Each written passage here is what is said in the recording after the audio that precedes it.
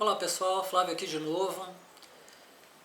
Para o vídeo de hoje eu tinha prometido a vocês falar do artigo, relatório do Imperial College que vem causando, vamos dizer assim, marolas aí pelo mundo afora.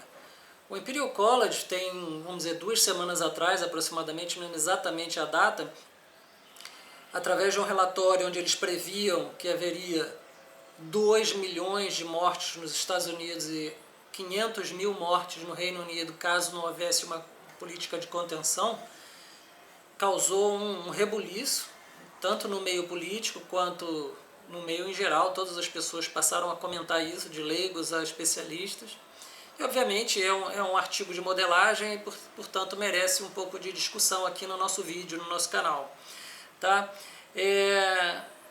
O que a gente pode dizer a respeito disso? Gente, o que importa nesse relatório não é exatamente o detalhe de como ele foi feito, embora isso envolva uma modelagem do tipo CEIR, que vocês agora já sabem mais ou menos o que é, né? Quem viu os vídeos anteriores, mas é um modelo diferente, é um modelo de base individual, um modelo baseado em indivíduos, ou seja, em vez de ser equações que nos dão um quantitativo de números de infectados, a gente tem um programa de computador que simula cada indivíduo de uma população como os Estados Unidos ou do Reino Unido, uma população completa, com suas características individuais, mas no final o resultado agregado é muito similar. Mas esses modelos de base individual permitem que a gente possa fazer cenários muito mais detalhados. O que acontece se a pessoa ficar quarentenada em casa, mas os seus familiares que moram com ela não ficarem quarentenados? Então esse tipo de pergunta só pode ser feita com um modelo que discrimina o que cada pessoa individualmente faz. Entenderam? Mas, enfim, existem muitas críticas. Eu não vou fazer críticas técnicas ao modelo do Imperial College porque, enfim, qualquer artigo de modelagem vai ter pontos possíveis de ataque, porque obviamente todo exercício de modelagem, como eu já expliquei para vocês, é um exercício de simplificação, onde a gente procura retirar os detalhes menos importantes e manter os detalhes essenciais. E com isso é sempre muito difícil de agradar a gregos e troianos. Ok?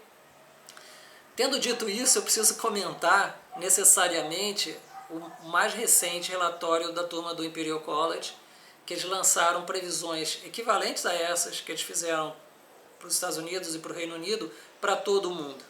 E eu acho que vocês estão mais interessados em saber o que eles disseram do Brasil, né? Pois é, o que eles disseram é que para o Brasil a gente pode esperar num cenário de sem contenção até 1 milhão de mortes. 1,1 para ser mais próximo do número que eles publicaram. Mas não importa o número exato. Eles falam também em 5 milhões de hospitalizações. Mas aqui eu vou fazer uma ressalva muito importante. Gente, no modelo brasileiro não é mais aquele modelo de base individual detalhado que eles fizeram para os Estados Unidos e para o Reino Unido.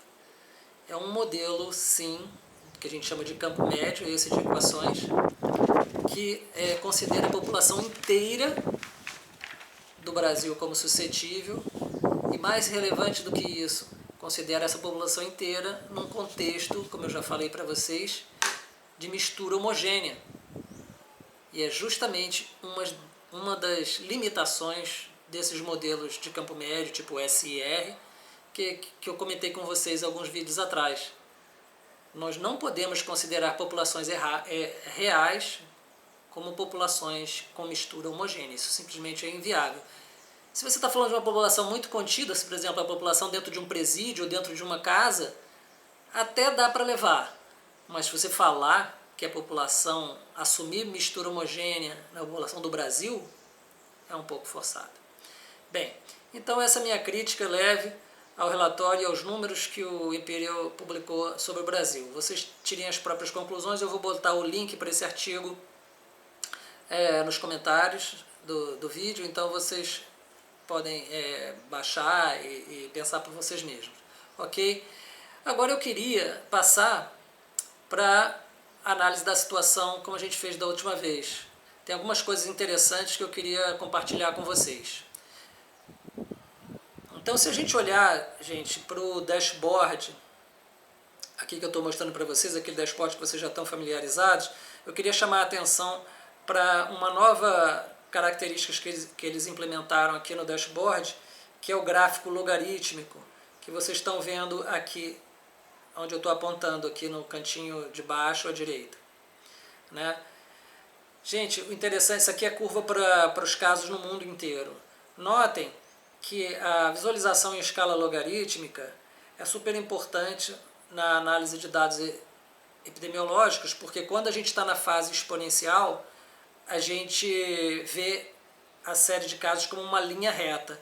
E como a gente pode ver aqui na curva mundial, a gente já teve uma declinada para baixo, que significa que o mundo momentaneamente saiu do crescimento exponencial, ou seja, desacelerou, mas agora está voltando e está num crescimento mais que exponencial, porque está saindo de uma reta curvando para cima. Tá?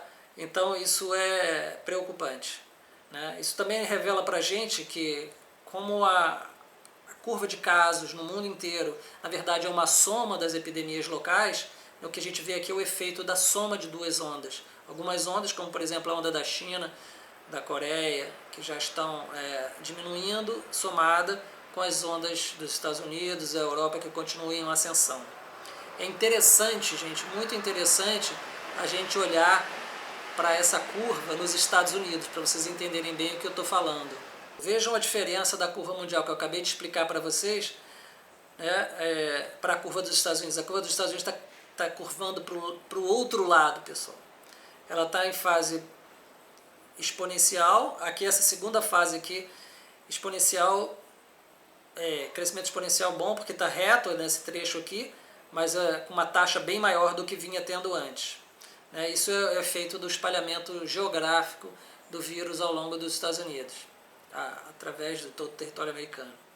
Então esse gráfico aqui eu queria recomendar a vocês como uma ferramenta interessante para poder analisar como está progredindo a epidemia. Tá? Eu queria aproveitar para falar também de alguns conceitos interessantes e muito importantes para vocês entenderem a curva brasileira, que eu não vou me dar o trabalho de mostrar aqui. Os nossos dados ainda são um pouco problemáticos. A questão, principalmente, da subnotificação, que eu já falei para vocês, né? Nem todos os casos são notificados, porque nem todos os casos são observados, né? Nem todo mundo vai ao médico quando tem Covid. A questão da testagem, o gargalo de testagem, pessoal, é um gargalo muito sério. Nós temos o gargalo de testagem aqui causado pela ausência de kits de teste suficientes para testar todas as pessoas que a gente gostaria de testar. E também nós temos gargalo laboratorial e um gargalo de tempo de realização e retorno do resultado dos exames. Então isso é um problema sério que gera um terceiro problema, que é o problema do atraso. Então quando a gente olha para a curva, países como o Brasil, e muitos outros países também é verdade, tá? Mas no Brasil eu estou ressaltando porque é uma coisa importante para a gente analisar, porque é um fenômeno que nesse primeiro momento para a gente está sendo importante.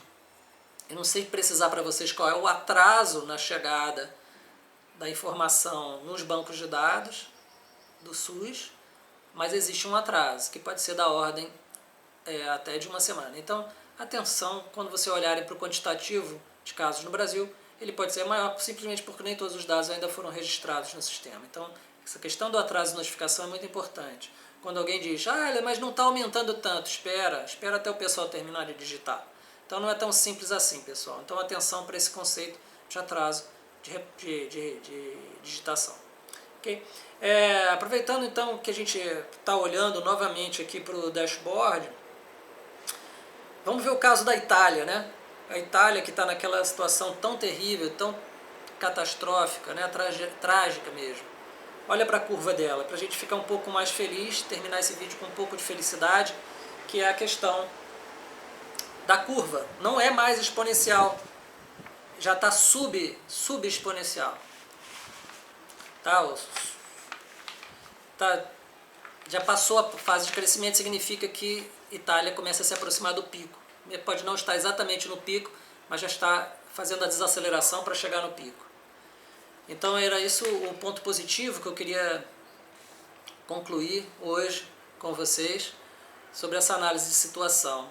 E eu queria aproveitar também para responder uma pergunta que algumas pessoas têm feito nos comentários, que é da onde que eu tirei o percentual de assintomáticos. Eu falei que para cada sintomático poderia ter até 10 pessoas assintomáticas. Gente, esse resultado ele pode variar de país para país, isso é muito importante dizer, não só de país para país, mas de estado para estado, cidade para cidade. Isso não é um número, não é um número fixo ou permanente, nem definitivo, mas ele vem de um estudo publicado na revista Science, que é uma das revistas científicas de maior prestígio do mundo. Portanto, é um resultado bastante confiável, e eu vou postar o link também para vocês poderem consultar. Então, por hoje é só. Eu espero que vocês continuem atentos para os riscos ao redor de vocês. Quem puder trabalhar de casa, por favor, trabalhe, contribua. Eu estou fazendo isso, hoje é domingo, eu estou trabalhando, né? Contribua como você puder para a economia, para o seu trabalho, mas de maneira segura. Existem muitas maneiras de se trabalhar e contribuir para a sociedade que não é necessariamente saindo de casa. Então até a próxima, pessoal.